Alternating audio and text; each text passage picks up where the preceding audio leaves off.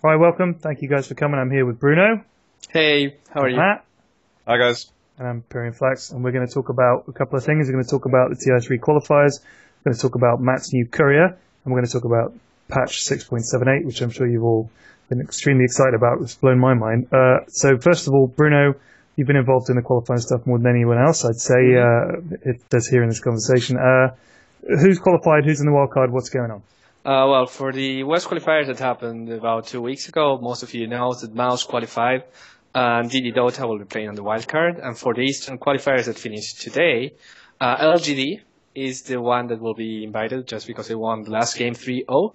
And Rattlesnake will be the team that will be going as a wildcard and playing against Dota for the final spot. And who do you fancy in that matchup? It's really hard to tell, especially, we're going into that, but because 678 came down, whatever you may have seen from teams right now, strats will change, picks will change, so it's all about who can adapt faster, and they have only 2 months for that, so whoever gets the patch better will be able to succeed there. Cool. Matt, you agree with that? Yeah, like I said, the game's basically completely changed now. Everything's going to shift focus.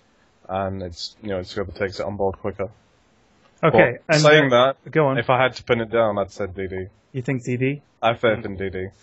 I'd really have, if it was DT. I'm not sure they're stronger. I can't really say which team is stronger because they haven't played against each other at all. And sometimes a team that looks strong in one scene is kind of weak in the other. Yeah. But Goblack is, I got to know Goblack just during the qualifier. He's such a likable guy that I can't help but root for him. Right. Okay, and Matt, I believe in the next patch, which is when is it? When is Shagbark coming out? Tell us. Well, there'll be a patch that'll deploy this afternoon. So today, Thursday. this being the Thursday, so the 30th, yeah. Well, evening for us, afternoon for Valve. Mm-hmm. Shagbark will be in the store later today. Are you excited? Yeah, I'm on the moon. I've been waiting a long time for this. Yeah. How long have you been working on the courier for?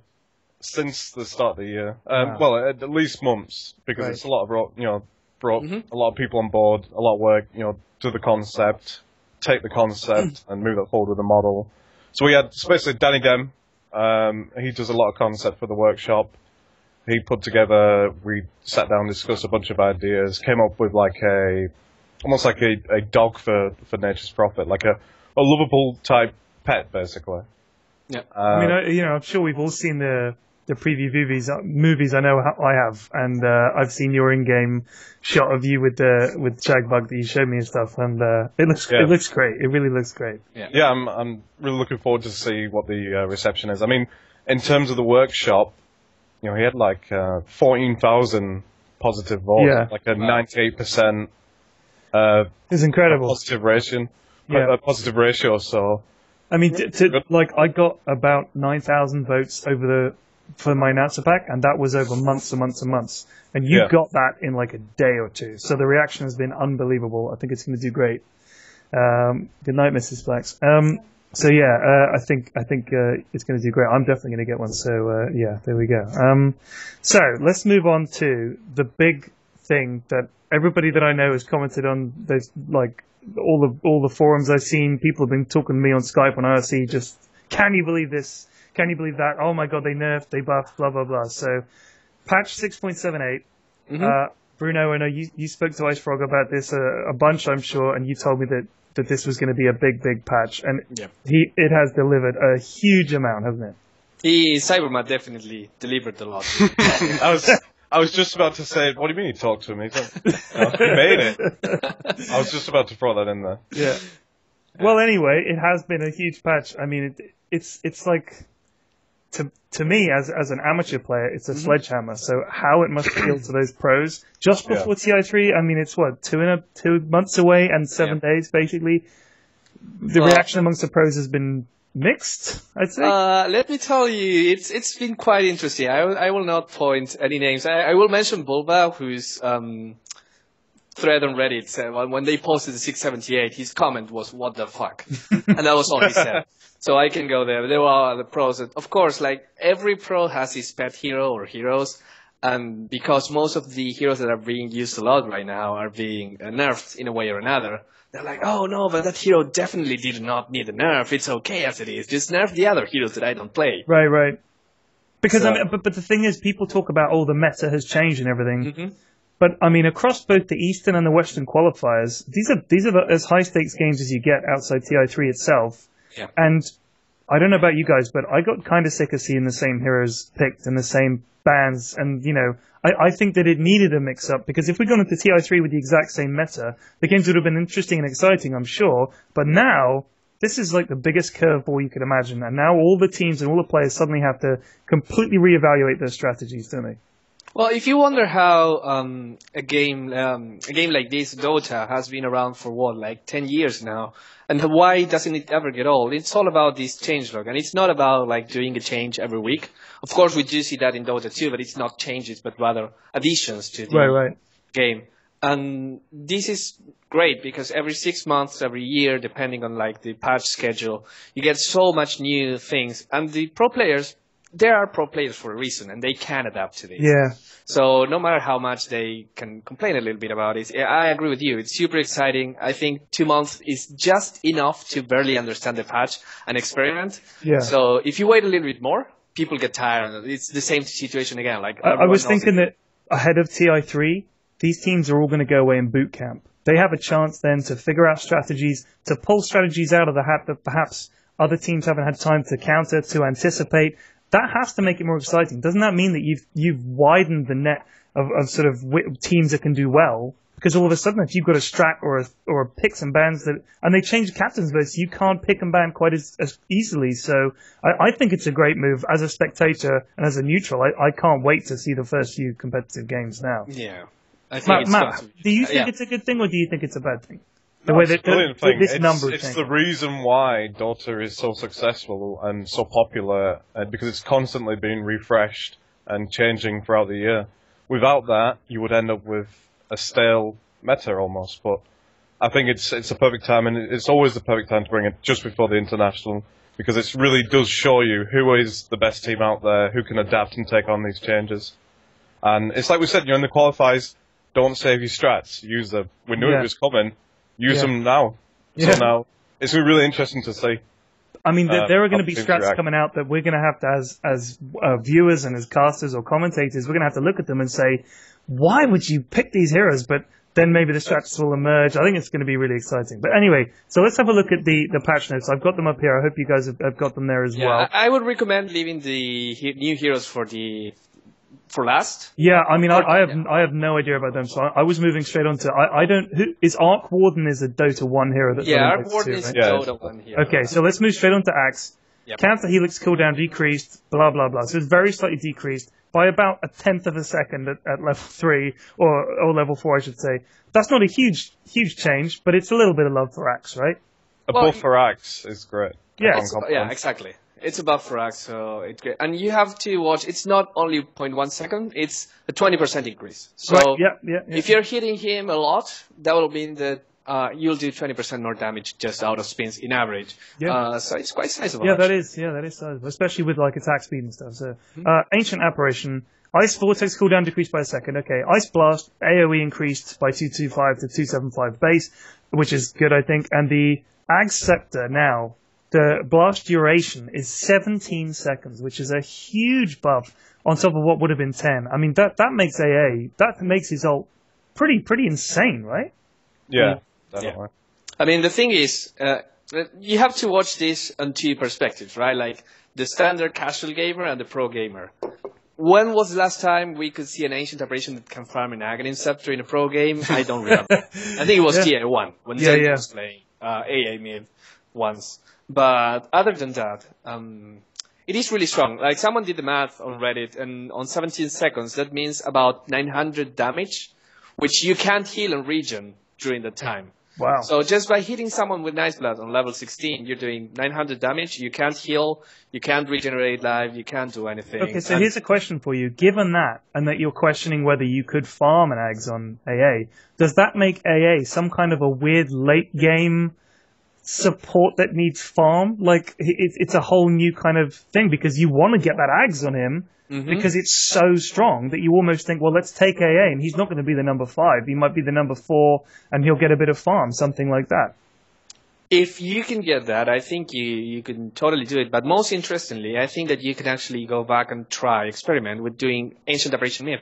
It's not about mid. His mid becomes much more viable now because the farm he's getting is actually worth something to the hero and to the team itself as well. Yeah. Okay, well, Batrider. Yeah. Vision decreased. This is the big nerf that people were talking about because he was getting flying vision, wasn't he? So 1800 and /800 it was. Now it's decreased to 1400/800, and flame break. Daytime, nighttime. So it's basically. So what does that nerf mean? So they're saying that it's like nighttime when he's flying instead of being like daytime. Is that right? Or no. It's just pure vision. It's not actually to do with his flame break. Okay. It's just his pure vision. So at nighttime, basically his daytime vision has been nerfed, so he can't see as far now. Okay. So when he's flying, the thing you're thinking of right now is a slight bug in Dota 2 where. In that mode, he can see the same vision at night. He can see the same vision whilst flame breaking as being on the ground, even though it should Firefly. Sorry, yeah. Even though it should be reduced. Come on, you wrote the game, Matt. You should know, right? Beastmaster, Greater Hawk, invisibility, fade time decreased by 1 second. So nothing to see here. Yeah. Just Bloodseeker. I can't pronounce this, but Strugger's Thirst now gives you a bonus of 3, 4, 5, or 6 armor when active. So that's nice for Bloodseeker, right? Have you played Bloodseeker, Pyrion? I have accidentally randomed him and or been forced to choose him. I played him a couple of times, and people said to me, "Get a 4-staff. You rupture someone, you 4-staff them, and that's great." Other than that, I didn't have much luck with him. Like I did that a couple of times; it was fun, but he didn't do it for me. They call him one of those pub stomp heroes because. You blood rage, or you rupture someone, they don't know what to do, and they run in circles. That was me for a long time. We just run around in circles with rupture. But so it says blood rage dispels the target before applying its buff. Rupture damage is now hit point loss. Yeah, what does that mean? I'm going to the three very quick. The first one, getting armor when active is huge because Bloodseeker is all about diving towers and going. Just because when you kill someone, you regen a lot of life. It's good for taking damage. And the armor synergizes very well with that. I mean, the armor will not help against nukes and stuns, but at least it will help you harass against the harass of towers and creeps. That's good, yeah. The Blood Rage dispelling the target before applying its buff, it's actually huge. Now, people were saying, he needs a stun or he needs some way so that other heroes cannot TP away from him. Because that's a kind of Bloodseeker's weakness. If he ruptures you, if he silences you, you just TP away and there's nothing he can do about it. Right. But instead of going for the weakness and making him an all-around hero, I think the philosophy here was, let's just make his strength stronger. And now when he Blood Rages, if he Blood Rages an enemy, that enemy loses all of his buffs. So let's say if it's a Brood Mother with an ultimate, with Insatiable Hunger, now she doesn't have it anymore. If there's someone that has like any kind of buff, not anymore. And when you do it to yourself or one of your allies, you remove any debuff that they have. So if they're slowed or something like that, they're not anymore. And now they hit really hard as well. Okay. So bringing lots of utility to actually in a team fight, which was something that Bloodseeker did not do particularly well. And finally, so he's actually got a utility spell in team fights now because that is an awesome spell to dump on someone, right? I mean, okay. I mean, people were talking about a hero that's known in Dota 2, which is Abaddon, that had a shield that did pretty much the same, and that shield defined the hero. Now he has something similar, so I wouldn't be surprised if we start actually seeing Bloodseeker in the competitive scene. Yeah. And it was all, it's all about the HP loss thing change as well. Yeah, what is this? Rupture damage? Because I mean, that hit point loss just says to me damage, but what does it mean? I mean, the thing is, Rupture right now, if you pop a BKB, you just shrug it off. Literally. Yeah, nothing happens. So it's no longer, so this causes it to go through magic immunity. So, So, alright, so would that work on, Nex? When he's definitely. So, the new Bloodseeker right now could actually be a potential viable counter to Lifestealer. Wow! And with the armor buff and stuff, he now has a teamfight spell. He can dive towers with easier, and he can go through Nex's rage. It's pretty crazy. That's interesting. All right, Bloodseeker viability. Bloodseeker viability just doubles. Let's say the mana cost of track has been reduced slightly. I think that as a bounty hunter player, that's a cool thing. Bristleback, Quill Spray hit, this sentence means nothing to me. Quill Spray hit memory increased from 10 to 14 seconds. It's kind of like Memento. Have you seen that movie? The guy forgot everything. I can't remember. 10 seconds. No, I have, yeah. Now he does. Terrible. Let me check my thigh. Have I seen Memento? Yes. That's good. That's better. So yeah, the thing is, the Quill Spray, you know the spell that Bristlebat pops that deals damage all around you with the spines or whatever. And the more times you use it, the more damage it deals. The thing is that after 10 seconds of the first cast, it forgets the first cast, so it deals just more damage, more damage, more damage. And once you hit 10 seconds, it still does the same amount of damage from there onwards. Okay. So now that's 14 seconds. So you're potentially doing up to 2 more instances of damage, which increases. It is kind of a big deal. Okay. All right. Cool. Brood Mother. Incapacitating bite mischance has been increased to 60% at level 4. Spawn spiralings. So now when you spawn spiralings, instead of getting 3 at level 4, you get 4 at level 4. So that's a lot more spiders and a lot more missing, right? Yeah. First change is massive. Level 1, 30% mischance at level 1 bite. That's really powerful. Yeah, that is. That's like more than backtrack, isn't it? I mean, level 1 backtrack for Faceless Void or something is... It's just 10% for him. Wow. So that's pretty big. So that makes her... Mother. And given that she's invisible anyway, that means even if you catch her, you're going to miss her a third of the time if she bites you. There's a good chance. Yeah. Go on, bro. No, go ahead. You first. I was going to say there's a good chance it'll bring her back into the game. The only thing I'm worried about is the bounty on the spiders. It's pretty bloody high right now. Yeah, I mean, what I'm thinking about right now, it's not only about the mischance against you at the early game, but also the fact that I think the incapacitate bite lasts about 4 or 5 seconds. So if you can just hit the carry once in a while, when he's trying to last hit, creeps, he will miss, and he will miss last hit. So if you can keep it up, of course it's kind of hard, but if you in a 1v1 situation, you can keep it up, the guy will have a nightmare of a time trying to last hit, and that's kind of good. What I'm going to do, by the way, is to give you because I know you both have a lot to say about this. What I'm going to do is for each time I come to a note, I'm going to ask each of you in turn. So let's move on. Centaur Wood Chief added to Captain's Vote. Okay, that's good. Clinks, Bruno, Strafe cooldown decreased sort of a little bit at level 1, and then it's sort of pretty much the same. Not a huge change? No one cares. Okay. Matt, Clockwork Goblin, is that Clockwork? Or yeah, Clockwork. Yeah. So he's a goblin? I had no idea. Power cogs no longer knock back magic immune units. That's goblin in Dota 1. But that's pretty big, isn't it? That's huge. Because that was a big thing for stopping, for instance, Nakes or anyone with a BKB. Now cogs don't do that. It's a pretty big change, and you'll definitely see. Has that made Clock pretty much not as viable because he was a big yeah, it's going to hurt his viability, but power cogs were really powerful anyway. I mean, it needed some kind of change in there. I just hope he doesn't drop off the map. I don't think that change will make him drop off the map, but it was a change that made sense anyway. Okay. Bruno, Crystal Maiden, you cover Crystal Maiden. As someone who's played Crystal Maiden occasionally, Brilliance Aura, the mana regen, that's level 1 at level 1. That's quite big. I mean, so her aura's been improved. The Freezing Field AoE's improved a little bit. And her Ags, the Freezing Field speed, the attack speed reduction from -20 to -50. And, yes. I mean, that's huge. That is not huge, sorry. That's more than double. I mean, yes, but again, how can you get an with Ag the Ag, yeah. Maybe they should reduce the cost of Aghanims by 500 gold. That would make it more. Only for Crystal Maiden. For Crystal Maiden. And AA. If you're made of crystal, or related to freezing and crystals, then you get 20%. Which gets it as well. Absolutely. Of course. I think, I'm covering all my bases here. That's right. So you don't think her changes are particularly big? No, I mean, Freezing Field will do a little bit more damage, but that's not a spell that you see used often, maybe once or twice a game. The Aghanim Scepter, forget it.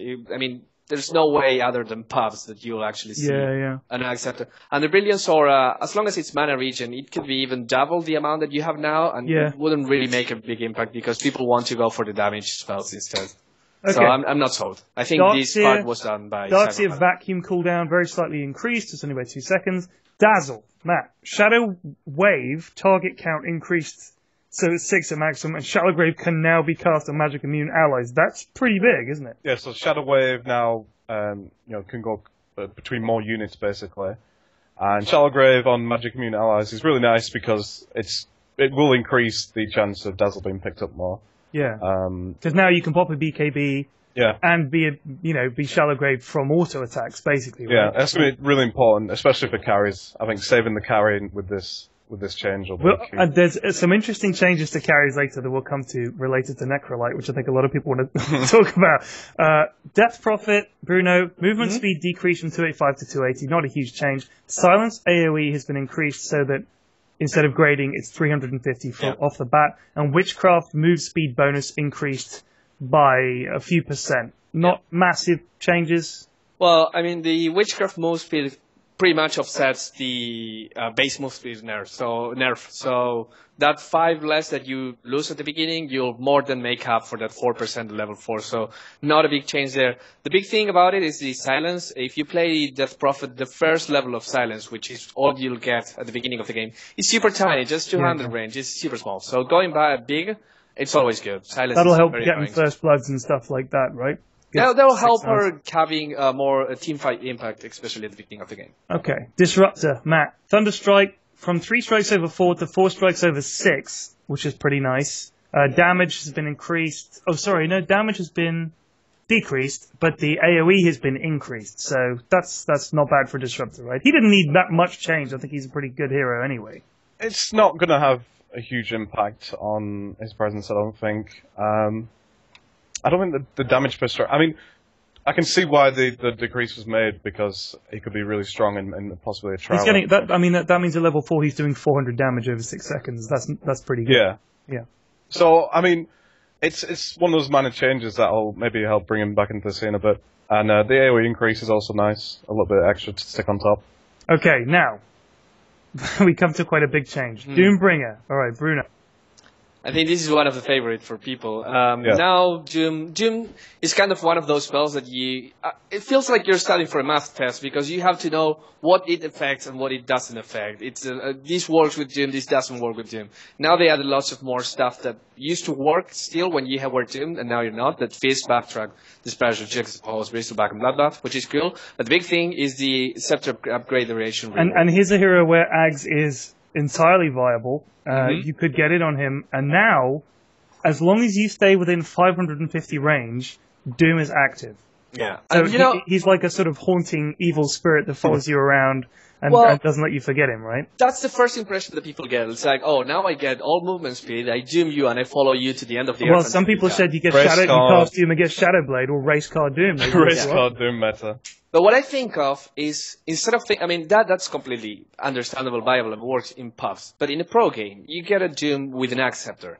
And now you pop the Doom on the right-click carry. Like, even if he can still right-click you and do lots of damage, as long as he's in the team fight, he has to either run away, because otherwise the Doom will still be there forever, even if he's BKB'd. I mean, he will not do damage, but he will not be able to cast anything. Or focus the Doom, try and kill him, just so that Doom is not there and you can actually proceed removing that, or die. So it's a great zoning spell. Yeah. You just pop it in a team fight to the big impact hero, and the big impact hero is like, now you're going to the bench, you have to sit down for 14, 15 seconds, I don't know how much, think about what you did, then come back and try and fight.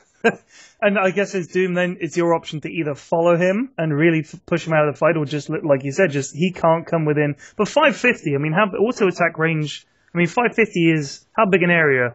Well, most ranged heroes are 600. Obviously, this is a bad meta. What is it?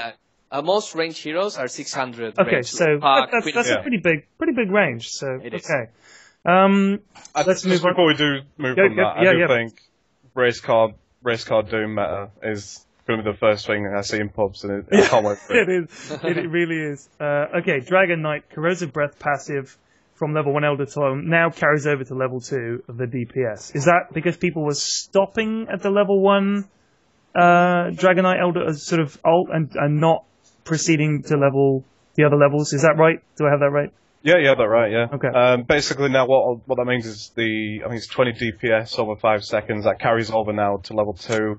So there's no excuse now to just stay at level 1. I mean, it makes sense. If you have an ult that isn't worth getting, it needs to be fixed, right?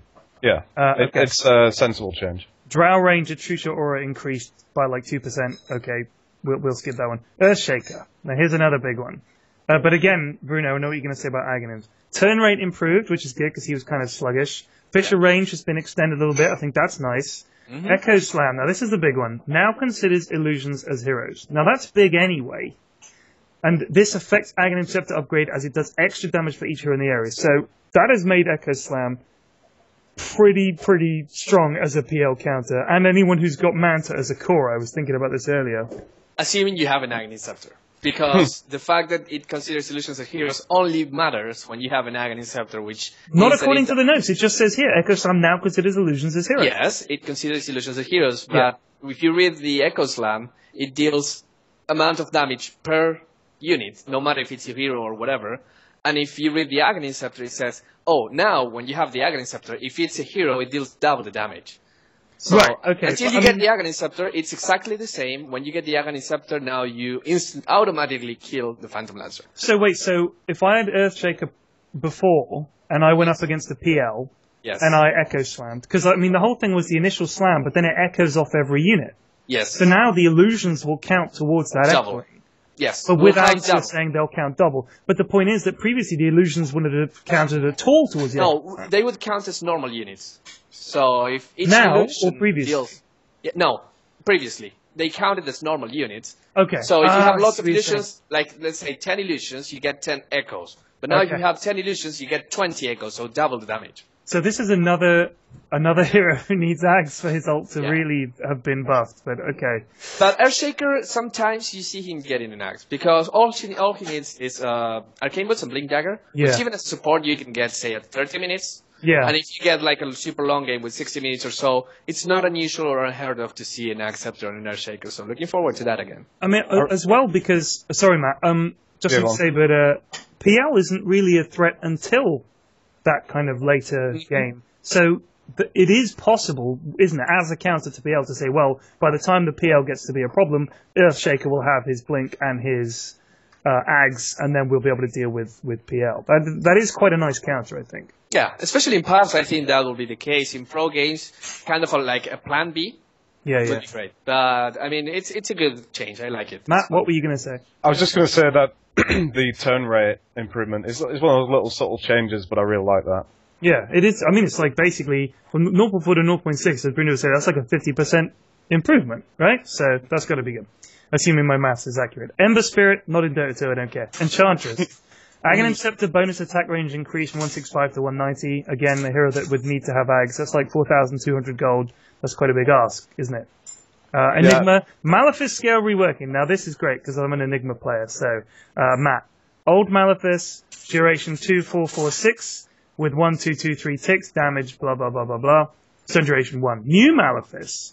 Although the stun duration is less, it does more ticks. It says duration 6, 3 ticks, so it does 6 right off the bat. The stun duration is... You're still getting 3 ticks, so it's not...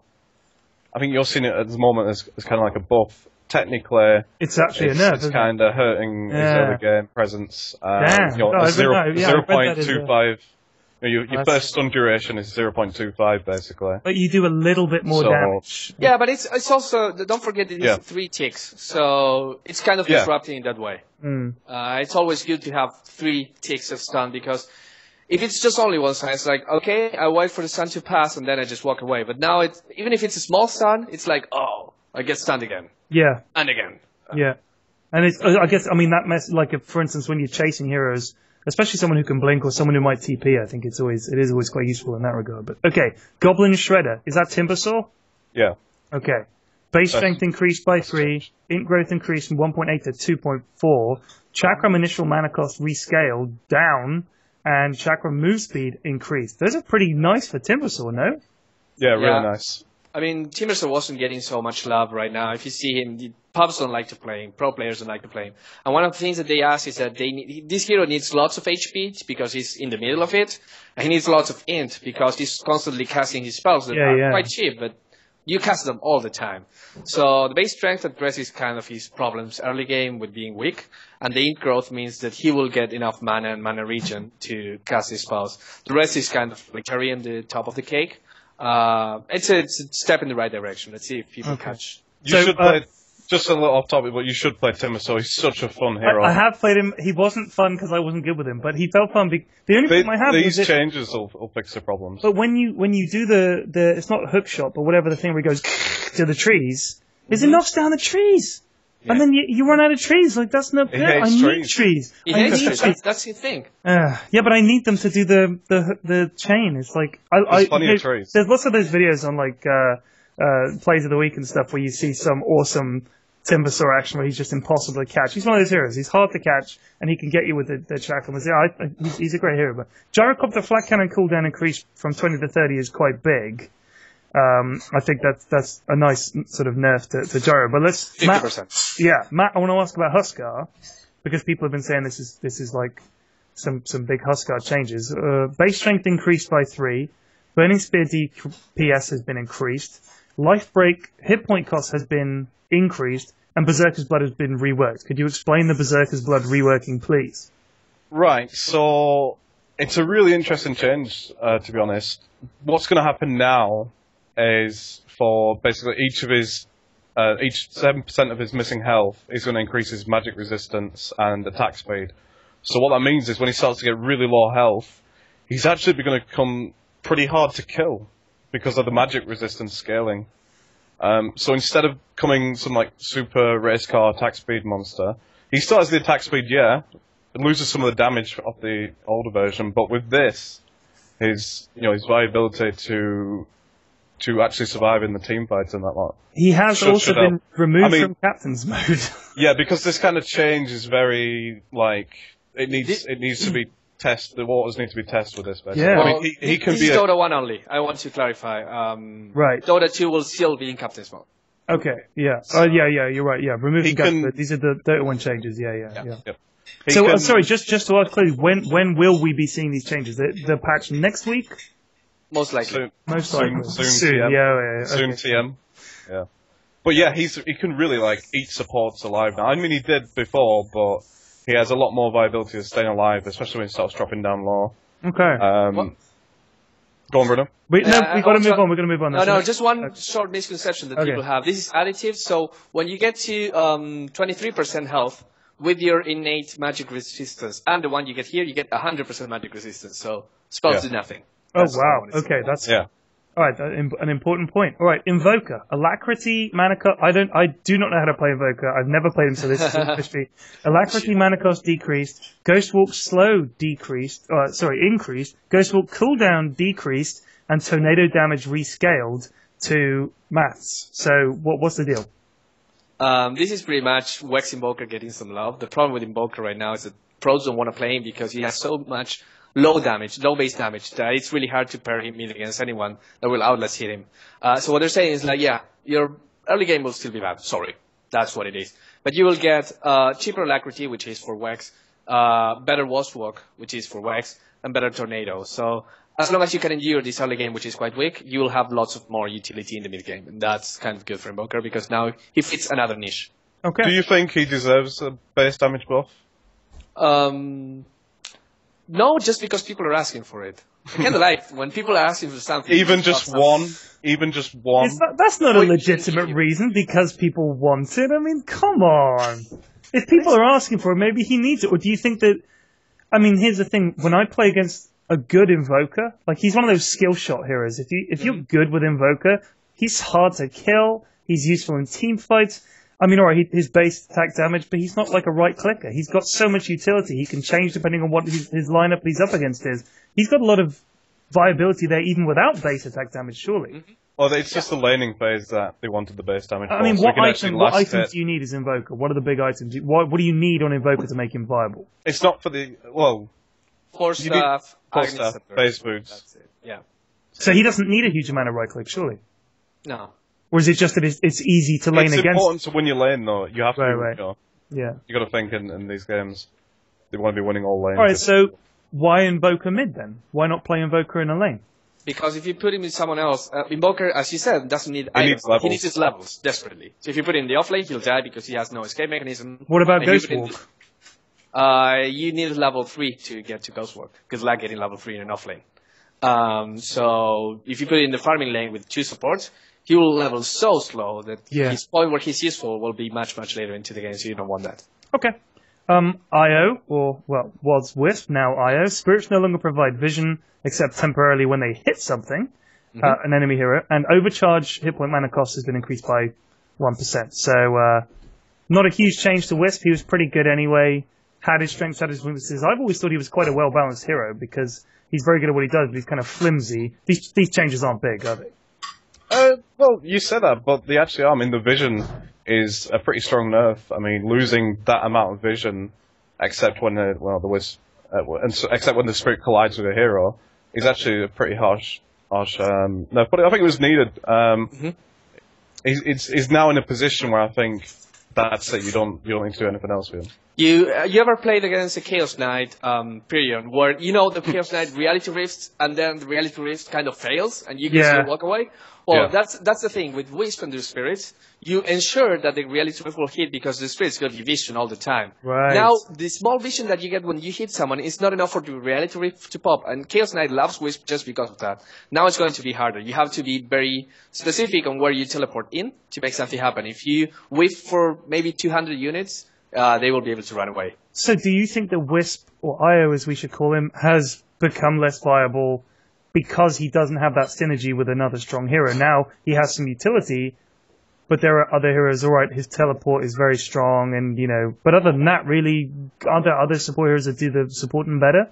I think it's still strong. The problem this addresses is because he was so good with this one hero. Now it's all about your responsibility as a player to find other heroes that also work well with him. So it's not, you get a Wisp, you definitely go with Tiny or Chaos Knight. Just experiment with something, which is something Alliance did with Phantom Assassin, which worked really, really well. So it opens up the field a little bit to just experiment with Wisp and something different, which I really like. Okay. Juggernaut, Omni-Slash, no longer jumps to Tombstone Zombies. They spelt Tombstone wrong in the patch notes, but okay. Keeper of the Light, base strength decreased very slightly. Okay, Kunkka. Ghost ship damage has been increased by 50 across the board at each level. X marks the spot mana cost decreased slightly, in fact, to 80 across the board. And now here's one that I don't understand. Matt, X marks the spot vision from 1,000 flying to 400 ground. You want to help me out there, Bruno? Yeah. This is something that most people, I honestly didn't even pay too much attention to, and then when I realized what was happening, it's big. When you X mark the spot someone, you get vision on that person. So if the person tries to juke you or whatever, you always see it. That's still the same, but the problem is that before it gave you flying vision over that person. It's like you had a bird above that person, watching that person and everything around it. Right. So if it was not only that person, but lots of people trying to juke you, you could see everyone. Oh, that's interesting. Okay. Right now, because it's ground vision, you can only see what the guy is like, small around the guy and not trees and stuff. So you can still get the guy that you're Xing, but you will not get everyone else. Legion Commander, not in Dota 2. Lich. Now, this is one of my favorite buffs in the entire patch notes. Chain Frost bounce count increased from 7 to 10. I cannot wait to play that. I think that's a fantastic number of bounces. I'd like to see that maybe even 12 or 15 bounces, but 10 we'll settle for. That's great. I mean, that's made Lich's ult even more awesome than it was already. Do you guys think that's crazy or not? I mean, I personally think that's great as a Lich player, but even then, what do you guys think? Matt? Extra few bounces, can't complain. Love to see Lich picked up more, so hopefully that'll help. Bruno? Well, it's 2,800 damage total on level 1 ultimate. If you can put all the 10 bounces on the right heroes, that's a lot. That will definitely get you double kills all the time, or maybe even triple kills if you pop it right. So excited about it. I mean, that means that you need. I mean, as you know, as a Lich player, unless you can catch a bunch of people in one place, like for instance with Black Hole or something like that, it's not as awesome as it sounds, because it is kind of. This is the thing with a lot of these situational ults. There are some ults that are just awesome as long as you hit, but there are some ults where, if you get 2 or 3 guys close together, but that's kind of difficult, as you guys always say, especially in a pro game. So I think that means that you've now got synergy between Lich's ult and other ults that kind of stop people moving or slow them down and stuff. So as far as I can tell, that's fairly balanced. I guess we'll have to see, but it looks good, right? It's good. Okay. Lifestealer, open wounds cast range decreased from 600. This is big. To 200, 300, 400, 500. So that level 1 open wounds was basically a third of the value it used to be. That's pretty big, no? Yeah, I mean, people were complaining about Rage. People saying, well, what you need to nerf about Lifestealer is Rage because it lasts too long. And here the development team went a completely different way. And they decided to say, okay, you can still keep Rage because that's what defines the hero. Nice right. Hero that gets BKB a lot and is really strong. I mean, and natural BKB in Rage. But what they're saying right now is you will not be able to be the initiator on a trial situation. You will not be able to just open wounds from the other side of the map, pretty much, so that your Lina gets the stun, the Ruby gets the lift or whatever, and you get heals. Yeah. I mean, he will still be strong later in the game, but in the laning situation, he will need someone to start the stun chain to actually get some kills. And that's big, because now he will not be as good in offensive trialings as he is. It's such a smart change, honestly. Okay, alright. Well, we'll have to see how that works out. I think from what you guys are saying, that sounds right. Lina, attack range increased by a little tiny bit, that's nice. Lion, mana drain, break, and cast range improved. Because, I mean, as someone who's played Lion a couple of times, I always thought mana break was kind of tough to use, you know? It was kind of like an extra 100, I think, is a nice touch. You just get just a little bit extra range to make it viable. And then Aghanim's Finger of Death cooldown decreased to 20 if you get Ags online. I know, Bruno, what you're going to say, but that's pretty crazy, isn't it?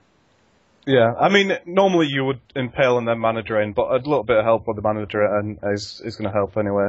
But the Scepter, again, but it's obviously Scepter.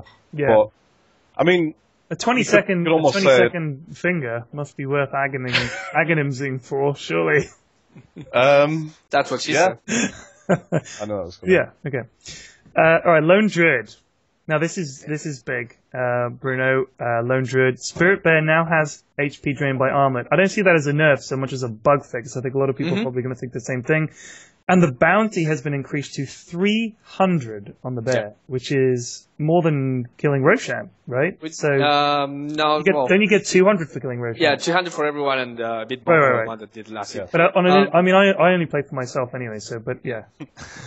Well, the thing is, I agree with you, the first one. Armlet you can still use it, it will not be properly used. People will go for something else. You can still go back to Radiance, you can still go back to Maelstrom, which some pro players don't like, because Maelstrom, the proc from the lightning, collides with the entangle. So if you get both at the same time, you only get the lightning, which means that you get less roots. So people are saying, maybe Maelstrom is not a good item. For the second one, the reason why I really like it is because it doesn't take anything away from the Lone Druid. The Lone Druid can still do the same. The bear still has the same HP, the same damage. You can still respawn it as many times. But what it means is that you're trading wars for it. So this is a very intelligent change because you still get the same. There's nothing that will make the Lone Druid poorer or worse just by this change. What you're giving is a little bit of advantage to your opponents if they kill the bear. So it's a nice trade, buffing whoever plays against the bear instead of actually nerfing it. It also makes it like you have to consider the risk now of pulling a lane at the start of the game. I know you see these crazy pulls in these professional games where you got the bear running around the forest, pulling creeps everywhere. This change will make it, does he want to sacrifice that bear? 300 gold at the start of the game is a lot. Yeah, that's pretty much boots, like, right off the bat, so yeah, that's something. Okay, Lord of Avernus, not in the game. Lycan, a slight armor buff. Magnetor, or Magnus, reverse polarity damage has been decreased a fair amount. I don't think the damage is why you are P. I know a lot of people I talk to are saying that you should bring in the AoE. What are you saying? I think Magnus might have just been killed. This, along with the bottle changes, as a result of 100 hit points. Potentially. Wow. He's already been dropping off recently anyway. But Magnus is really good at two things. First of all, these are Ps in the late game that wins the game, which is really cool, and he should still have that. And also getting solo kills in the lane. Because you get to level 6, level 7, then you catch the enemy out of position, skewer, RP, shockwave, he dies. And that only works because all of the damage that you can do with shockwave, RP, and skewer, all three skills do damage. With a little bit of less damage in reverse polarity is enough so that you can't kill most heroes just by one combo. You need help from someone else. And that is actually something that will make other heroes feel safer against Magnus in a 1v1 situation. Okay. Bruno, either your chair shot down a foot or you've knocked your camera because you've just gone down. It looked like you shanked by a foot. Really Production value. Hashtag production value. There you go. Yeah. So you think that that's killed Magnus as a viable hero? Killed is a strong word. Maybe I should retract that. I think it's going to hurt him a lot. Wow. In combination with Bottle Crow nerf. Yeah, which we will come to, because biggest, that's pretty big. Okay, so Medusa. Stone Gaze has been reworked. Extensive paragraphs here. We won't talk about the old Stone Gaze, I guess, because we'll assume people already know that. But now, any unit facing Medusa will have its attack, move, and turn rate reduced by 50 until the end of the spell. If you accumulate 2 seconds in total facing Medusa, you'll turn to stone for 3 seconds. So she could potentially freeze a whole team. Mm-hmm. Does that mean, let's say, Enigma Black Hole, she gets in and he catches 3 or 4 dudes? Which way are they facing when they're in the black hole? Do they all get sucked inwards? No, the way they were facing before the black hole. Okay. Because I thought maybe that you could have a sweet kind of, also, I thought that would be kind of nice. You get in the middle of the black hole, you stand there, you wait a couple of seconds, and you pop your ult. Anyway, okay, so how big has this changed, the Medusa's ult? In my opinion, I think it gives her some much-needed utility early mid-game. Because what you use the old ulti for before is just, they're coming to gang me, I'll just pop my ult and run away. Right. But the new Stone Gaze is all about having Medusa in the middle of a team fight, freezing people, and then, because, they will have 100% magic resistance, but they will take extra damage from physical attacks. That's where everyone just right-clicks everyone and die. So Medusa suddenly is being addressed one of her biggest problems, which is you don't have to wait 40 minutes to actually make an impact. You can get something in 15 minutes. Okay. And I think the additional turn rate decrease in that is going to make that, I think. Also, illusions killed instantly now. Wow. Take that, PO. Okay, so, that's a good... Actually, I hadn't even noticed that. Kills illusions instead of petrifying them. But would they have to be looking at Medusa? Mm-hmm. Okay, well, that's interesting. Removed from Captain's Mode, so that these are the big changes. Yeah. Again, Dota 1, of course. Meepo. Innate magic resistance increased by 10%. That's pretty nifty for Meepo, right? It's interesting. It's a pretty new change to Dota. Going up to 35% magic resistance. It's an interesting change. Yeah. Okay, so Mirana. Matt, Iluna's arrow, that's the one that goes and stuns you. Deals up to 100 extra damage based on distance the arrow traveled. Moonlight Shadow cooldown decreased by 20 seconds across the board, and Starfall will choose a new target for the second star if the first died before impact. That's nice. So these are some nice little nifty little buffs for Mirana. Yeah, they're all nice changes for Mirana. I think it's the same as Invoker. They'll complain about base damage, but if you're good at landing those arrows, and again another buff for the Moonlight Shadow, so it is a very powerful utility spell. Okay. Base attack time improved for Morphling by a tenth of a second, so that's okay. Nagastar and Riptide cooldown rescaled, so now it's just 10 seconds from level 1. That's quite good. Nagastar is back, Pyrion. That makes her as a farming sort of it's a farming tool now, and because she has one of the other heroes that had very low base damage, but you don't need high base damage when you can actually nuke with that, which is a lot of damage even at level 1, just to get the last hits and manage. So do you think like Kotl Naga would be a lane, because then he could just give a mana and she could Riptide and farm and stuff? Absolutely, and the Ensnare and Illuminate into the Ensnared hero is also decent. Yeah. So I can see that happening actually. Okay. Necrolite. If this is two of the most interesting ones, but again, we'll come back to the Aghanims. If a unit dies under Reaper's Scythe, it will be credited to Necrolite. That's one thing. Aghanims Reaper's Scythe causes buyback to be disabled on heroes it kills for that death. That is big, isn't it? Potentially. It's massive. It's something new for Dota. It's always nice when you see a new mechanic introduced into the game, and holy shit, that's a powerful... That's a powerful scepter. I mean, that means that if you're up against like a farm Gyro late game or a Nature's Prophet or anyone, you think, well, if we kill him, he'll just buy back. I mean, there you go. Necro, but you need to get Ags. What kind of farming spells does Necro have? He can actually farm. Yeah, he can farm. He's a strong viable mid and he can get in the farm. It's very interesting. This is very good to counter out a 4 protect 1 strat.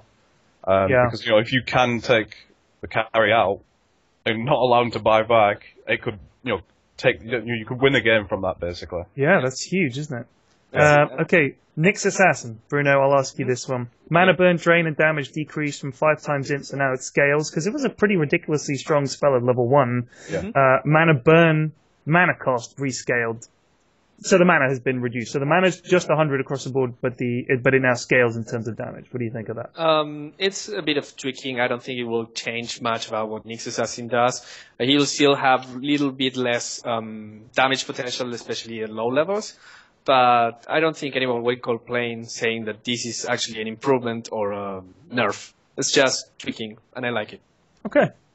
Night Stalker, Hunter in the Night attack speed rescaled. So it's increased a little bit at the earlier levels, which I think is that gonna help him get ganks at level 6? Because I know a lot of people say when you first hit the first night time with Night Stalker, this is what I've been told, if you don't get a kill or two, basically fucked as Night Stalker. So this is gonna help. So the increase at the early levels is just basically means it's going to give him more viability in the early game, which is when he needs to be raking up those kills at the first night, second night.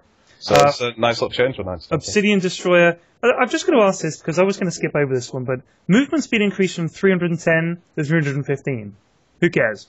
No, it does matter because, especially when you get something like a 10 move speed difference, it means that you can actually chase someone and attack them at the same time. When you have the same move speed or just 5 more, if you attack that person, you suddenly are too far away to actually be able to attack her again. So let's say you're against someone that has 305 or 300 movement speed, that means that you can chase him forever as long as you have the same amount of boots, like the same, or no boots or brown boots or whatever. And in a hero that relies so much on right-clicking and also the positioning to get you as Astral Imprisonment, getting high movement speed is good.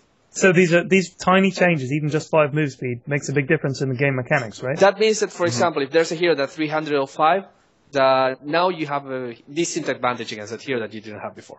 Okay, interesting. Ogre Magi or Magi, Ignite DPS. How do you say Magi or Magi? I say Ogre Magi. I say Magi, but Magi, well, whatever. The Ogre Man, Ogre Wizard, Ignite DPS has been increased a little bit, so that's nice. Omni Knight. They've added an Ag Scepter for him. I guess he was one of those heroes who didn't have an Ag Scepter buff before. Guardian Angel AoE becomes global and affects buildings, including regen. That's quite good, right? It is, but again, you need an Axe. You need an Axe. So, I don't like it. You don't like it, okay? I don't like it. The reason I like it's really fun, but the reason I don't like it is his ultimate becomes a glyph. Glyph promotes turtling and being very defensive and passive and regenerating your buildings. So it has 2.5 minutes of a cooldown, and the glyph has 5. So you can potentially have a glyph every 2 minutes in average, or 3 minutes, meaning that you can defend your base forever, even if you're losing. As long as you manage. Omni plus Treant is a legit sort of turtling strat now. If I was casting a game like that, I would just drop my headset and leave. I wouldn't want to cast it. Okay. Brew, Ags, Primal Split units now gain your current level of Drunken Brawler. Fire Panda no longer upgrades damage with Ags. It has roughly the same damage as the Drunken Brawler now. So Ags basically... I don't really play Brew, so what does that do? Ags is core in Brewmaster. Now, or it always was? No, it always was. Okay, so what does that mean they gain Drunken Brawler? What does that give you? It gives you evasion and critical hit. So now all of you, they're harder to kill, all the pandas, because you can miss against them, and they will do more damage, which is really good. So panda players are happy. So Blur for Phantom Assassin level 4 is now 40%. That's pretty crazy. Phantom Assassin. If you told me there was going to be a Phantom Assassin buff, I probably wouldn't have believed you. I'm being honest. Like that change right there makes Phantom Assassin even more viable now. So, but why don't we see her picked? I mean, I can't remember. She is picked. She has been getting picked. Loader has been trying to bring her back into the meta, and he's won with her. He's done really successful bringing her back in. So why do you think she fell out of favour? Because she wasn't. She genuinely wasn't a big time pick. Just the things that the other heroes that were available. It's just a case of someone bringing something new to the game, and a Wisp Phantom Assassin combo is looking even more viable right now. Okay, so here's a big one. Phantom Lancer, Spirit Lance, Doppelwalk, Juxtaposed, Phantom Edge Illusions, damage dealt decreased from 25 to 20. That basically, if you have 5 illusions, instead of doing 125% of your damage, you now just do 100. So it's like 2 of you instead of 1 and a bit of you extra. So that's quite a decent nerf, right? I really don't think so, just because every Phantom Lancer goes Diffusal Blade, and the Diffusal Blade damage is constant regardless of what damage decrease as well. So when you're saying that, it's correct. It's like 5 illusions do the same amount of damage than 4 before. But when you add up the Diffusal Blade damage on top of it, it suddenly is pretty much the same. And it's the mana burn as well as a Skeleton King player. That's what always gets me. Phoenix not in the game, I don't think. Pudge. Flesh heap strength bonus has been increased a little bit, not a huge amount, but a nice amount. At level 4, pretty that's high. Okay. So late game, if you've had a good game, late game Pudge, that's pretty 10,000 health. It's gonna be great running into a bunch of Pudges in pub games. That never happens. Yeah, exactly. Okay, with the taunt coming as well. What is this? Yeah. Netherblast structured damage increased from 33 to 50%. What does that mean? You know how Netherblast, you know the spell, it damages creeps, heroes, and also damages buildings. So it's very good to have Pugna in pushing lineups. The problem is that before it did 33% of the actual damage to structures only, now it deals 50%. So now Pugna is more viable in pushing lineups just because it kills buildings faster. And you can do the mass pretty easy. And then you know it's really easy to take the last step now. Okay. Razor, Eye of the Storm duration has been increased to 30% from level 1. Eye of the Storm strike interval has been decreased. And unstable current movement speed has been increased. So these are sort of a series of what look to me like relatively minor buffs to Razor, but cumulatively make him more impressive. Look at the last one and look at how high it scales. 16%. On your movement speed bonus. That is pretty bloody big. Yeah, that is big. That's like a when you need like to be Sanjin Yasha. Yeah.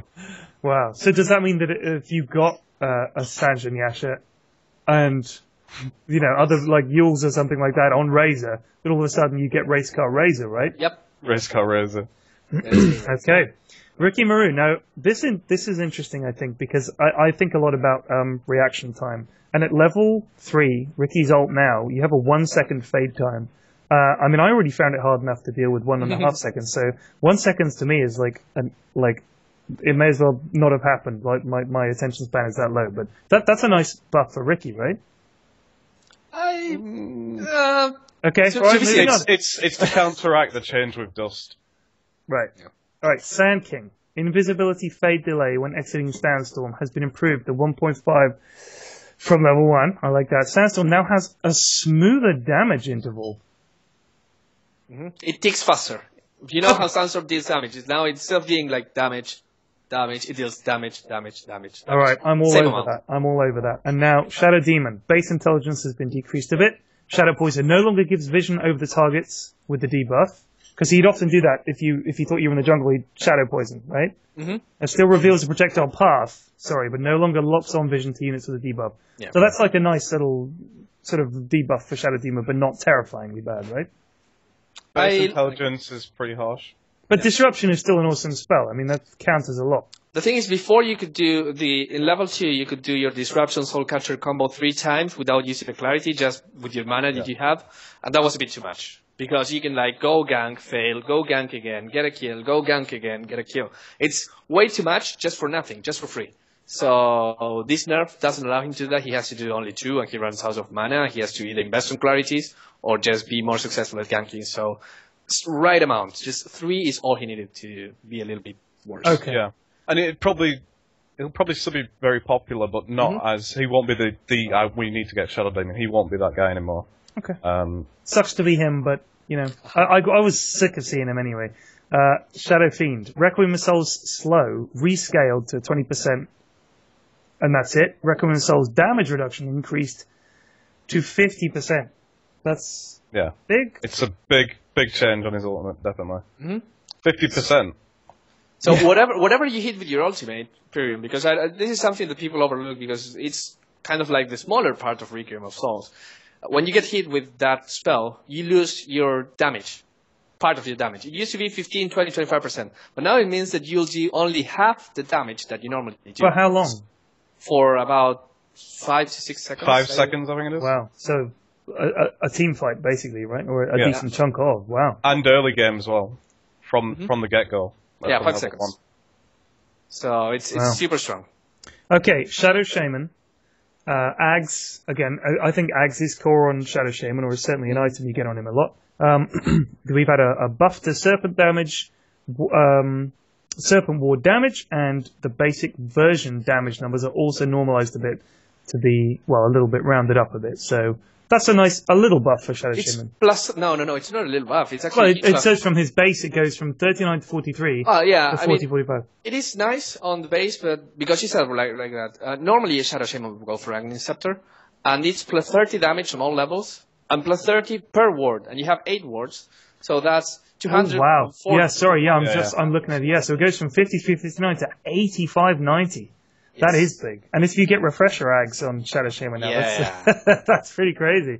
That's pretty crazy. So I know that pro players are trying to find ways to actually bring Shadow Shaman back because they see this and they say, this is strong, I want to play Shadow Shaman now. Yeah. I mean, he's got a lot of CC. I mean, I've always thought that like he essentially could take 2 heroes out of the fight. He can chicken one and he can shackle another and drop wards for push, and Ether Shock's good for pushing in fights anyway. I've always thought he was a strong hero, but I mean, why wasn't he picked? Slow and weak, isn't he? So yeah. Slow movement speed. It's kind of like Crystal Maiden.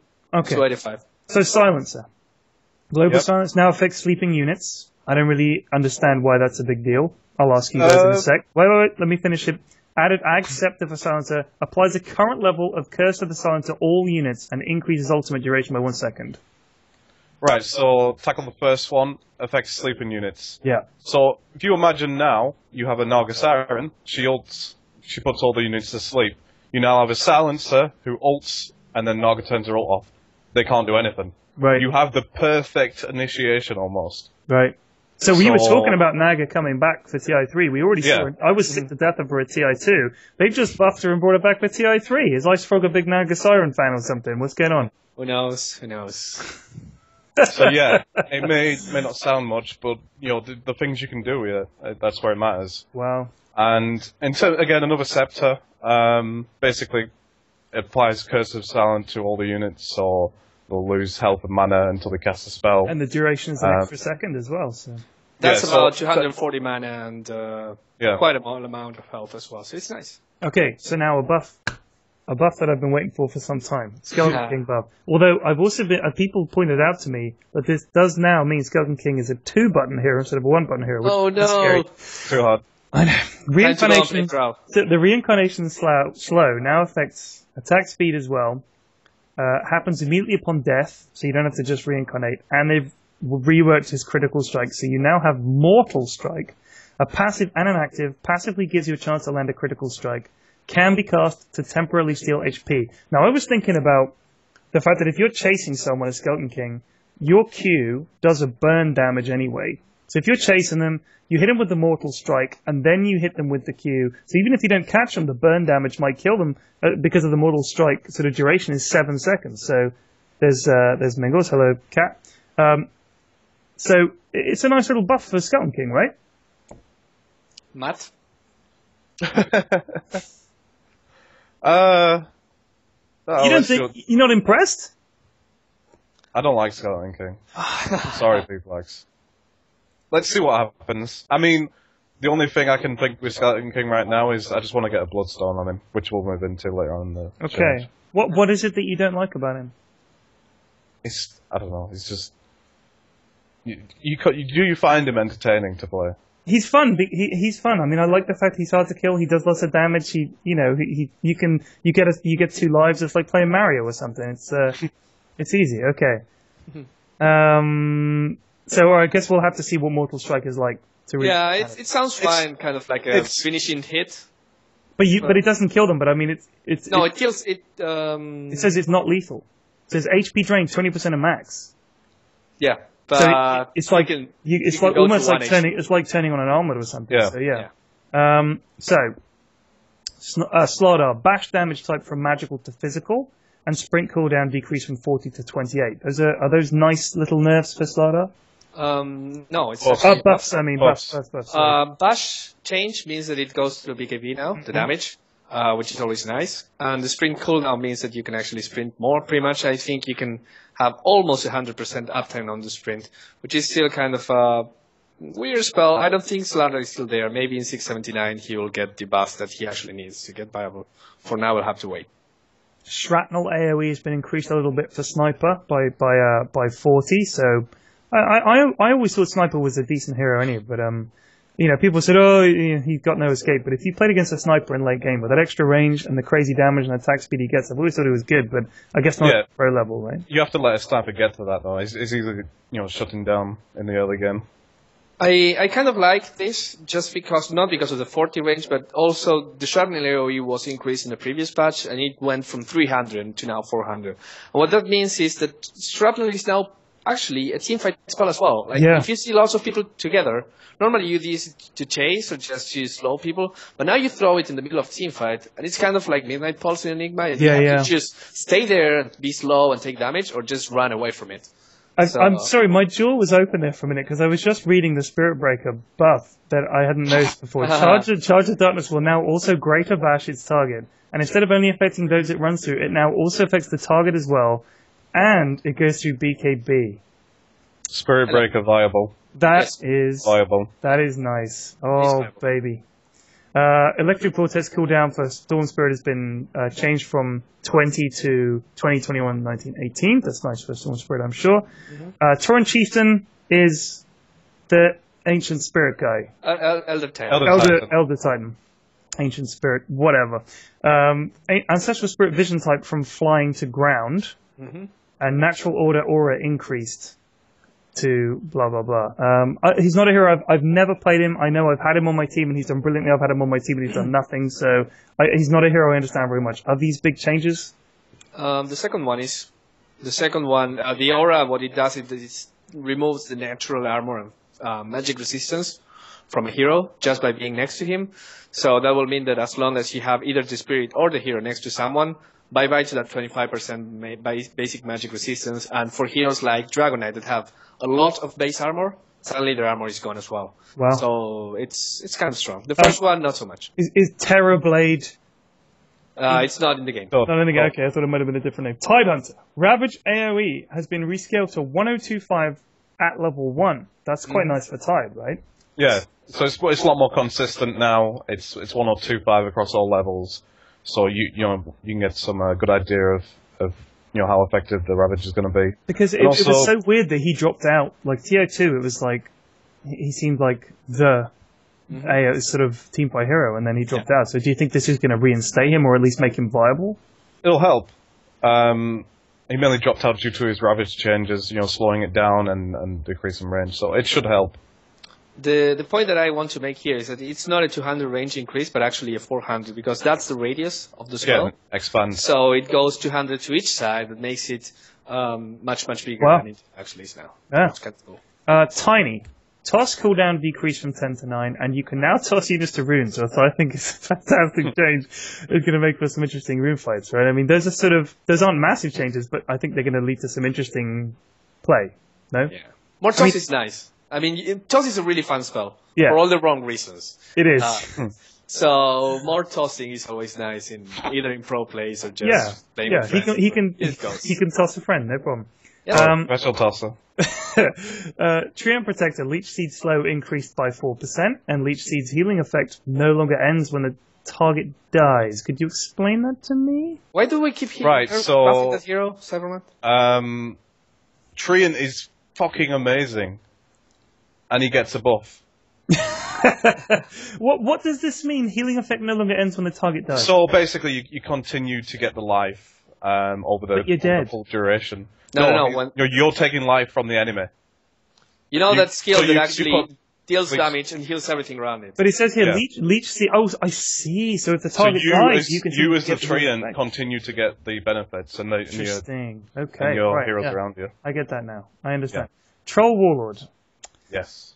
So I thought he was kind of insanely overpowered. A friend of mine was like, "Why? He's awesome," but he didn't think he was overpowered. But Battle Trance cooldown has been increased. I think that's important because essentially a third of the time you could have it up. Now it's like half the time. Half the time you could have it. Now it's a third of the time. Isn't that right? Battle Trance duration decreased. A fifth of the time, actually. No, because it used to be a 10-second duration and a 30-second cooldown. No, 20-second cooldown. So that's a 50% uptime. Now with 7 seconds on 30, it's about 22% uptime. Right. That's what I mean now. Like it used to be a 10-second duration. Yes. And a 30-second cooldown. So 20-second cooldown. It used to be 20-second cooldown. Oh, really? Oh, right. Okay. Yeah. So most of the time anyway. So a ton of the time, right. my central point is this. It doesn't There's change no that. You can trouble, still it sit seems in like a good base. idea, right? You could still sit in base and spam Battle Trance and win the game. It needed changing. Okay, Tuskar's Snowball cooldown has been decreased by 3 seconds. That's nice for him. Undying. Soul Rip cast range has been increased, which I think is a nice little buff for Undying. Ursa Warrior Fury Swipe's duration increased from 6 to 15. That's pretty big for Ursa, isn't it? Change is not much. I mean, Fierce Swipes is the debuff that you get that stacks your attack damage every single time on a hero. The amount of times that you actually stop hitting someone from 6 seconds and then you go back and hit him is actually not that big. In team fights, you normally focus on the hero and then the next one and then the next one. It's not that you're one for you and one for you and one for you. But, I mean, alright, so thinking team fights aside, let's say that you use Fury Swipes on someone and you're chasing them, like in the early game. Yeah. You Fury Swipes them, you get a couple of swipes, they get away, you manage to slow them. I mean, you often see that in team fights where you'll have like a fight here, and then they'll get away a bit, and you slow them again, and then you catch up. So now you can chase them and do more damage over that time. Don't you think that's a decent change? Yes, but I have a hard time trying to find examples of moments where you stop hitting someone for 6 or 7 seconds and then you hit him back again. It can happen, like you say, but it's not super likely. It's not huge, okay. It's not huge. Vengeful Spirit, strength increased from 16 plus 2.3 to 18 plus 2.6, and Nether Swap cast range rescaled, so it's a little bit more, still not a huge amount. I mean, 650 at level 1 is still, it's not much. The main change here is the strength increase. Yeah. It gives it much more survivability, and please pick Vengeful Spirit. I like Vengeful Spirit. Venomancer, Poison Sting duration increased from 6, 7, 8, 9 to 6, 8, 10, 12 is nice for him. That means that on level 4, Poison Sting is still insane amount of damage. That is a lot, isn't it? Yeah, because it's, I think, 20 damage sticks over 12 seconds, so that's... Yeah, it's 20 damage. You hit him one time. And the slow. Don't forget the slow. And the slow, which is 14%. You hit him one time, just one time with Poison Sting, and they take 240 damage. Wow. That's crazy. That's crazy. That's Viper, corrosive skin affects any damage source, not just regular attacks, so that would include magic. Viper Strike is no longer removed by Dark Pact or Kraken Shell. So that's nice for Viper. The corrosive skin you never change. really saw, right? Yeah, so the corrosive skin change is pretty crazy. I mean, can you imagine a Zeus ulting you and then dying? Here's a question. If you're affecting anything, not just magical attacks... It's just spells, it's everything, any type of damage. So wouldn't that mean that Ion Shell would get fucked by corrosive skin? Yep. Skywrath Mage's Flare, the ult thing, doesn't that do loads of damage over a short period of time? So corrosive skin is a damage tick, like it ticks every second. Wow. So it's not the... I mean, as long as you can continually keep receiving damage, not only you will do damage, but also the important thing is 25% slow on the enemies. So let's say Puck throws an orb and tries to go for the rune. Now he hits you with the orb, and now he's 25% slow for 4 seconds, has a big trouble trying to get to the rune. So does corrosive skin, do you need to be in an area, or is it just, if you cause them damage, that's it? Causes damage, that's it. If it hits you, whatever hits you. Wow. It's a DPS, it's a slow, and it's a magic reduction. And there's no range on it, it's just if you do damage to me, I'm doing damage to you. Yeah. Wow, that's something. Okay. Winter Wyvern, not in the game. And the final hero, Witch Doctor, Death Ward cast range rescaled from 3,354 to 400. And Maledict cast range has been increased a bit. Witch Doctor... That's awesome! Okay, you a big fan? Yeah, I love it, because I used to say that in order to cast Maledict, you have to be French kissing the other guy. Yeah. Right. Now you can actually, because of the 525 range plus the normal like AoE of the right. So it's almost like a ranged attack now instead of exactly. So that's very good, because otherwise you were giving away the fact that you were casting Maledict. You're like, oh, I'm walking next to you even though I don't need to, and it's obvious that you were casting Maledict. Right now you can just be right clicking and suddenly bam, Maledict in front of you. Okay. So super cool. So Ancient Django of Endurance, that's drums. Drums, yeah. Recipe cost has been increased by 50. Okay. It hurts, but it was needed. Armlet of Mordigigian, HP regen decreased from 8 to 7. Also okay. Assault Cuirass. This is one a lot of people have spoken to me about. Positive armor, or it is no longer prevented from stacking with other items. That's big, isn't it? Yeah. Yeah, let's say. I mean, what I said when I read this is, It's not really a buff for the guy that actually had the Cuirass and the Vladimir offering because he'll have lots of armor anyway, and armor has diminishing returns. But it's a buff to supports in teams that are actually playing with the guy that has the Assault Cuirass and the Vladimir offering, because now the support that normally has low armor will have plus 10 armor from those items. So then suddenly your supports are tanky, and this is actually not a buff to the guy, but also buffs to supports, which is great. Okay. And I think AC Vlads on the Spirit Bear could be possible. Do possibility. Okay, so here's another one. Black King Bar. Magic immunity now has a 6th level of decrease. So it decreases on usage until it gets to 4 duration and 50 cooldown. Previously the lowest level was 5 duration, 55 cooldown. So that's interesting, isn't it? That's a nerf. Yeah, a big one, I think. But, Blade Mail. Armor increased from 5 to 6, and the damage return cooldown decreased from 22 to 17. It's more spammable Blade Mail, pretty much. Yeah. Bloodstone. Now this is the big one, I think. One of the bigger items. This one and the next couple, actually. Initial charges increase from 6 to 8. Can be activated to instantly kill yourself. Now, Matt, you were talking about Skeleton King earlier. You get a Bloodstone on him.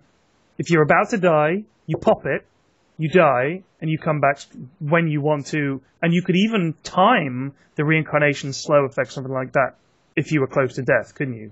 What else is this so you can deny yourself? What are the possibilities here? It's a very powerful heal, basically, don't forget, because you get a lot of health back. Is it 400? And then plus the charges. Plus the charges. So that's like an extra 30 per charge. And it's basically, on someone like, I'm joking around, because obviously a Skeleton Bloodstone is insane. Right. You have to be pretty crazy to do that. But, if you're going to die, or if you feel that you need, if there's a potential there, like you could save the carry, or you do have enough Bloodstone charges to get back in the fight quick enough, it's going to be interesting to see how it's utilized, basically. So I could use it and heal everyone around me for blah blah. Interesting. And you can use it while you're walking to the room because you thought you were using Blink Dagger instead and die. It says targets the ground to be used to help prevent accidental use. That's Dota 1 functionality. I'm not 100% sure. There will be accidental Bloodstone uses. There'll be a pop-up. Are you sure you want to use your Bloodstone? Yes or no? Yeah, massive windows. Are you absolutely sure? Okay, so now here's one that really made me laugh because I think this is hilarious. While empty, the bottle causes Curious to move, 30% slower. Laugh? I thought you were going to cry then. No, I was going to laugh because I never played mid and I never bottle crow. So, that's interesting, isn't it? That is interesting. It's interesting, but it was needed.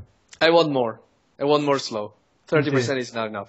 When you actually bottle Can I just say one thing? That if he's carrying an empty bottle, he should move as quickly. I think when the bottle is full, he should move slow. No, because the liquid in the bottle is actually lighter than air, Pyrion Flax. Well, yeah, but still means that it's if like you're adding something of weight to an empty bottle. No, you add helium to a balloon, and the balloon now is lighter and floats. Okay.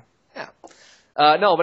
When you bottle crow, it's actually 3 things. Wait, hold on. Yeah. If I add, let me just make this point here. If I have a bottle and I add helium to it, I am adding weight to the bottle because you're removing air from the bottle. It's a sealed bottle, is it not? We're talking about. Let's say it is. Because if it says the bottle is empty, that doesn't imply that there's air in there. It says it's empty. The bottle is a vacuum. When I drink from a bottle, I suck, and then I seal it very quickly, so there's nothing in there. It's empty. A wizard did it. Exactly. Okay. Dagon. Recipe cost is. I want to go back to just a little thing, which is when you bottle crow, it's actually 3 things, which is the courier going to you, the courier fetching, going back with the empty bottle, and the courier bringing you the full bottle. So it's 3 trips. It's only one of those 3 trips that is 30% slower. So what you're doing actually is reducing the total time by 10%. And even if you use the burst of speed at the right time, it's even less than that.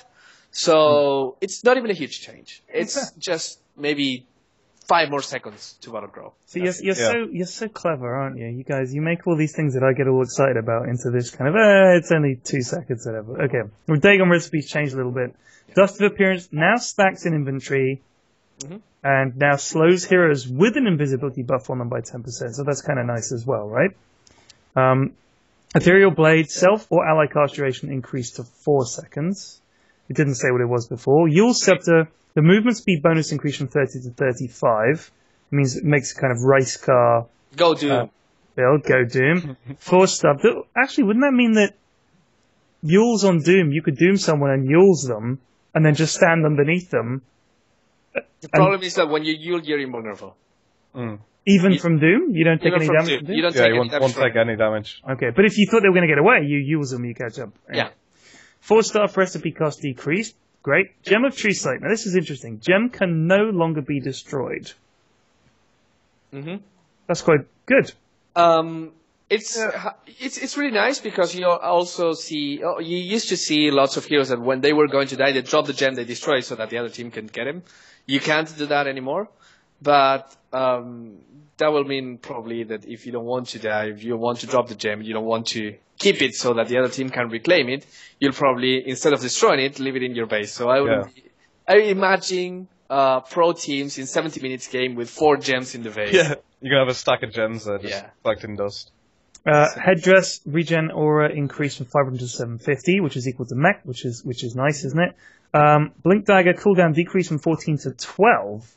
That's big. That's a big buff. Lincoln Sphere cooldown decreased from 20 to 17. That's nice. And Lothar's Edge, what is that called in Dota 2 again? Shadowblade. So Shadowblade cooldown decreased from 30 to 22. No, damage. Oh, damage. God, I was going to say thank God for that.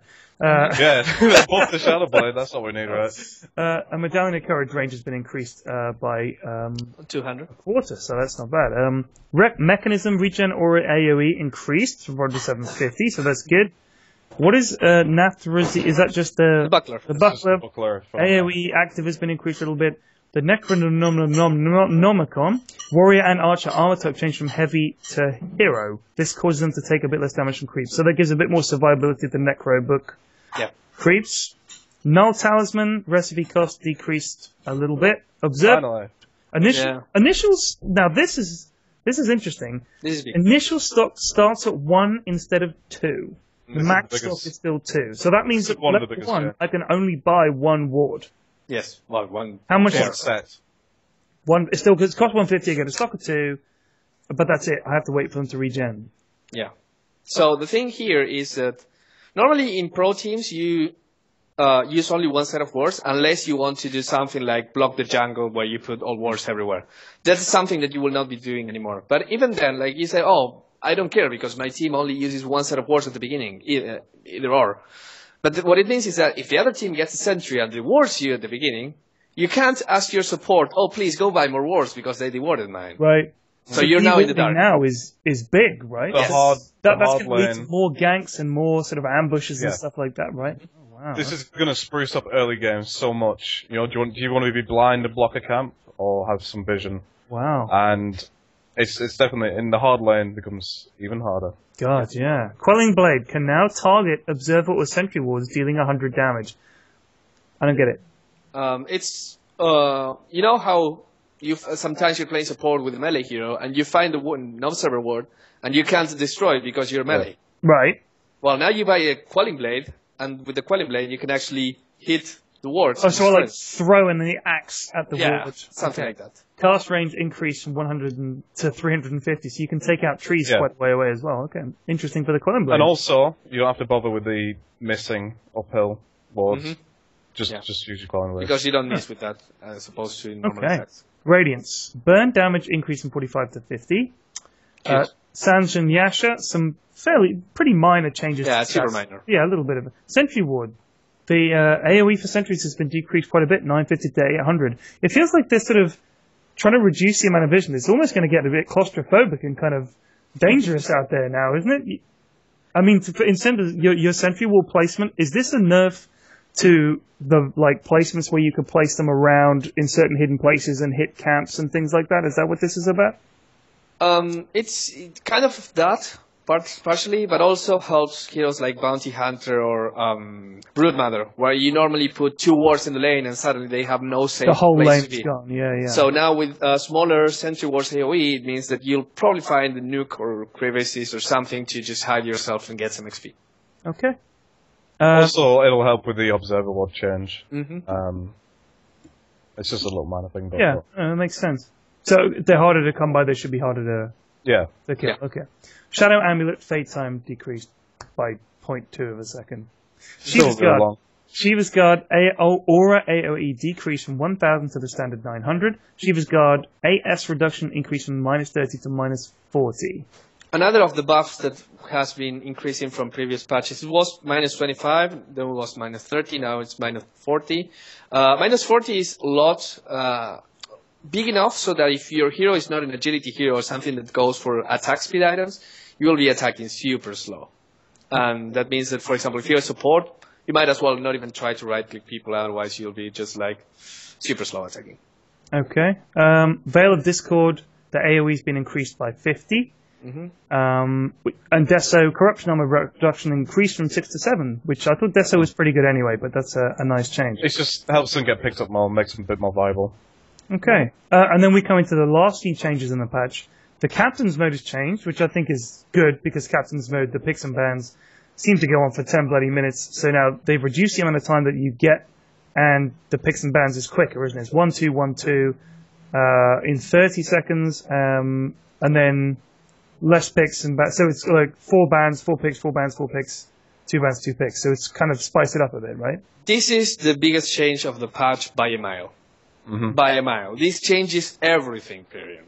Okay. And the reason it does that is that the way the Captain's Mode is right now, it's very similar to the first or second pick because you get the same. The only problem is that you get it first or you get it second. You get 2 heroes at the beginning if you're second pick, you get 2 heroes after the first pick if you're first pick, then you get the bans, you get everything. The same. But now with this, there's a very, very big difference between being first pick or second pick. Now the first pick, of course, gets the first pick, which is super cool, but it also gets the last pick, which is also super cool because you can choose this hero that can't be countered because there's no more picks to do. But the second pick is the only one that gets 2 picks in a row. And this is super important if you're going for a strategy that relies on getting 2 heroes. Like Wisp CK. Yeah, exactly. Yep. So now if you're first pick and you're going to go Wisp CK, you pick either or, and then the other guys will probably either pick the other one or ban it or whatever, and your strategy will probably be easier to ruin. So I wouldn't like to be a captain at a team right now, and I know that a few of the captains from the pro teams are grabbing their heads like, I don't know what to do with this, because it became super hard, but also because it became super hard, it became much more balanced, and we'll see different strategies whether you're first pick or second pick. Wow. Okay, so there's a whole bunch of extra stuff here that's talking about the total pick and ban time, reserve time has been changing. There is some other stuff like deny XP and bonus XP gold is now the same as regular XP, AoE. 4 hero XP and a whole bunch of changes. Okay, I'm going super fast through this. The 4 hero XP and 5 hero XP bonus change means that it's better to gank as 4 and 5 in the early game than it used to be, and it's worse to get 4 and 5 heroes kills in the late game than it used to be. So if you want to go 5-man Dota in the first 5 minutes of the game, you'll get more gold. But in the team fights from the late game, you will get less goals, which means that you will not be able to snowball as hard if your team is owning. Okay, and level 11 and level 12 XP requirements have been reduced or increased. This is a buff to supports, actually, because you know supports like Vengeful Spirits, Witch Doctor, they need that level 2 ultimate. Right. It's easier now to get to level 11, and you pay it back when getting to level 12. For carries, they don't care, because they will go farther than that. Right. But now, a support that almost always in games ends up like number 9, 10, 11, 12. It will be much easier to get to level 11. And the gold for ending a spree, my math is terrible, so 50, and I don't even know what these symbols mean. It goes from 50 if it was just a 3, like a killing spree from 3 to 400 to a beyond godlike. It goes to 75 to 600, which is a lot more. Okay. This is again a rubber band change, which means that if you're behind and you get to kill the guy that had a big killing streak, you'll get more money, so it's easier to come back. Oh, okay. I'm fine. Okay, we have lost Bruno's webcam. There was a slight technical difficulty, but let's just go back over the last few things. Buyback cooldown, towers, gold has changed. Allies always get the same amount regardless of who last hits. A hero last hitting gets roughly the same amount overall as before. Backdoor protection also reduces incoming damage by 25%, which is quite... That basically makes backdooring ridiculously difficult now, right? And Catapult, this is interesting. Catapult's HP is increased so that it's easier to get the last hit on it, and this is saying always requires 4 hits from tier 1000 instead of sometimes 3 and sometimes 4. Why don't you like that? Because I hate the fact that sometimes you think I'm going to get this thing. When you're low level with the previous catapult, most of the time, like 90% of the time, you would wait 1 hit from the tower, 2 hit, 3 hit, and you get last hit always. Now you can't do that. You have to hit the catapult twice, just once before the 3rd hit and once after the 4th grip. Which sometimes it's hard to do because the catapult is way behind and the other heroes are...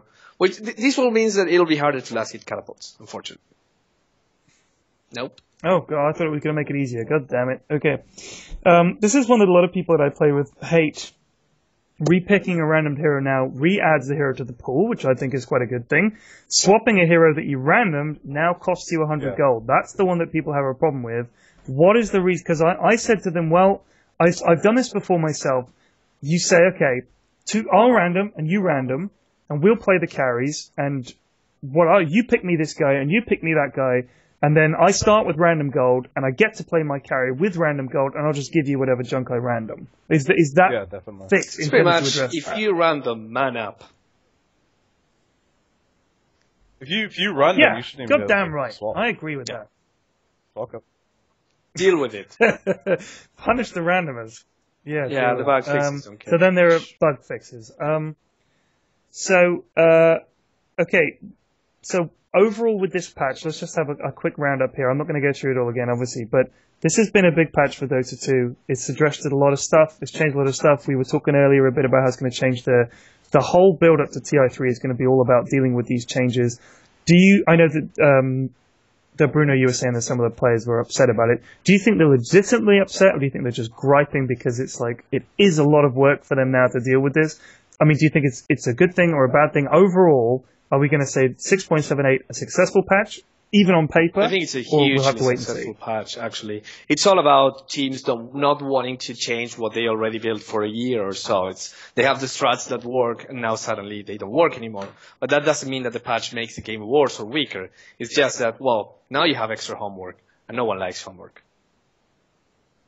Yep. Yeah. So it's pushed them out of their comfort zone. It's forced them to reevaluate stuff. Matt, what do you think about this? Players knew it was coming. They'll man up and get on with it. And it'll really, really show which teams and which captains can adapt. And it's just going to make TI3 amazing. It is. I mean, like even just from, as you might have been able to notice over the last hour and a half we've been talking about it, my understanding of a lot of these changes is very limited, and the subtleties, I'm sure, will not be revealed to me until I've seen it in action. But it feels to me like so many changes to so many heroes that I like new abilities. It seems huge. And are these new heroes? We've said we're going to come back to them at the start. We said we're going to talk about Cowlin and Nerif. Are we going to get these two heroes before TI3, or are these? You should say we're going to get these heroes before 2014 or after 2014. I think that's smart. So, do you think we're going to see a new hero in the next few months, or do you think that they're all? I'd like to. It'll be after. That's all I'm going to say. Well, you see, that Legion commander made her way into captain's one. Mm-hmm. So you think maybe Legion Commander would be a possible? A definite maybe. No comment? A definite maybe. Interesting. Okay, well, maybe you heard it here first. It's the first place I heard it. What's the deal with Legion Commander? The way that What's hero Legion plays, Commander it's a very manly hero, kind of like Axe. You have to be in front of people, and the best thing about him is the ultimate. So now the ultimate is called Duel, and what it does is it forces. It's kind of like the Axe taunt. Forces the other enemy to attack you, and you can only attack the enemy. You can do anything else but right-click him, and he can't do anything else but right-click you.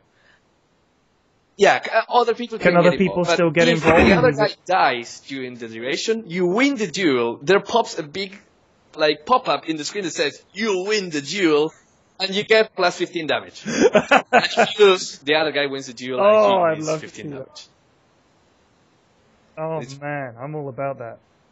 I can't wait to mash that. No, don't duel him, please! Yeah, oh gosh, yeah. Okay, great. So, I think we're in conclusion, 6.78, Great patch. I know I'm really looking forward to seeing what the pros are going to do with it, and I can't wait to see it. I mean, I was already looking forward to TI3 a ridiculous amount, as I'm sure everybody was, but now it's just, yeah, there's going to be so much to talk about. So thanks very much for joining me, guys, and I know this has been a very long conversation, but I think it's been a good one. I've enjoyed it, and thank you very much. Next time.